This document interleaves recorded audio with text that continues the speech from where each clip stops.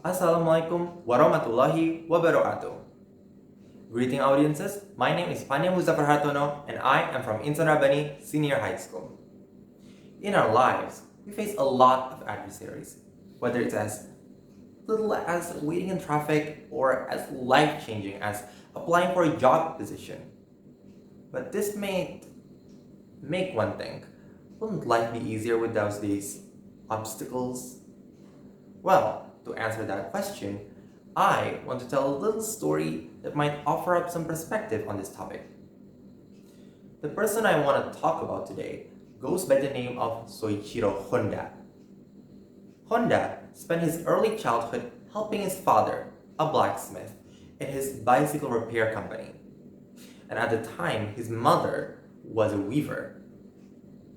Honda wasn't interested in traditional education. And when report cards were given by the school and required to be given back with stamps of family seals, those were proof that the parents were have to seen it.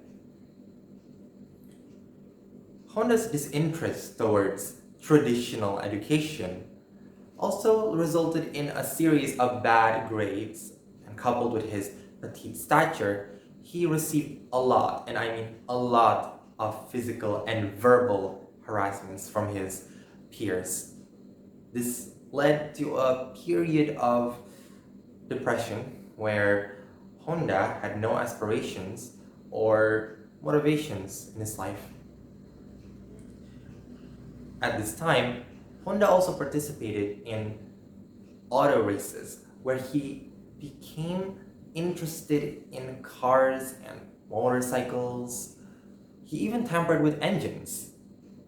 Honda's first attempt at a personal motor company was in the mid-1940s, where he manufactured and designed engines that can be stuck to bicycles, resulting in a motorcycle in on itself.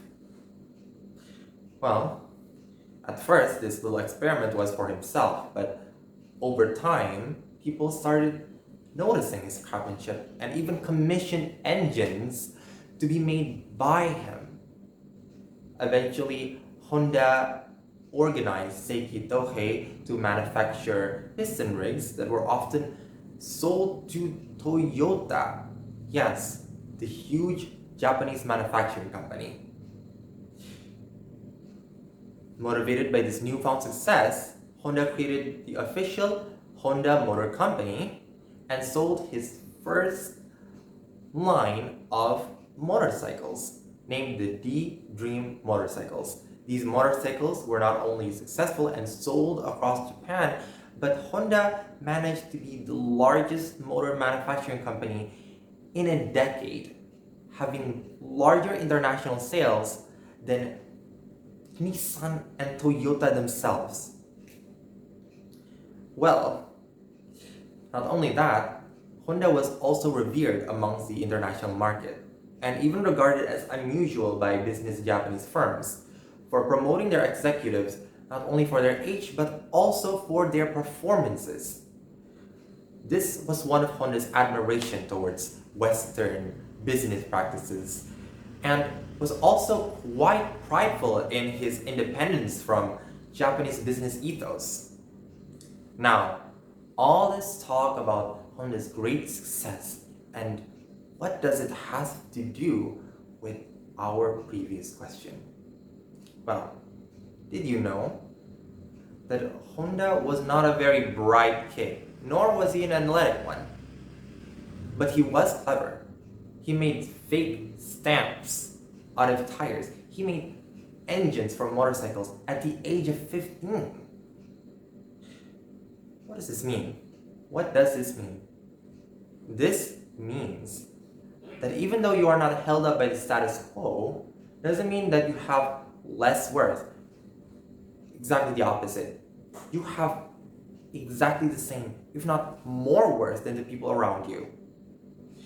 Don't be discouraged by a few bad grades or how your body looks like.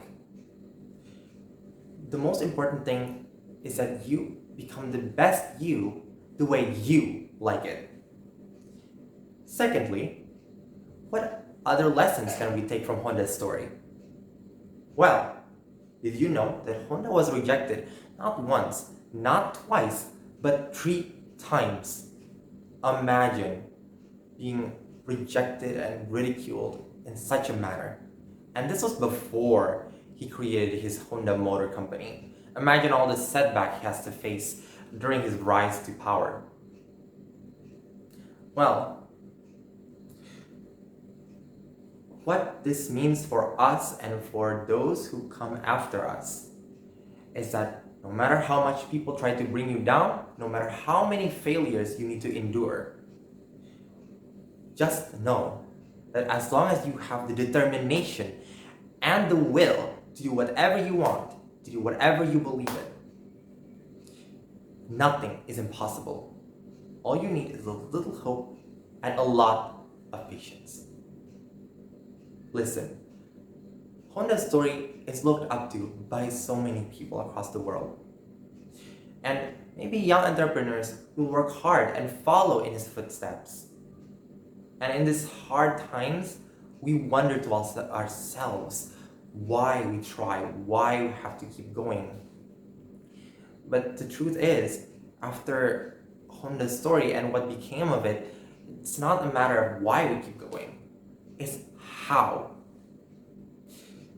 You know, as Soichiro Honda himself once said, success is 99% failure. So, live the best of your life.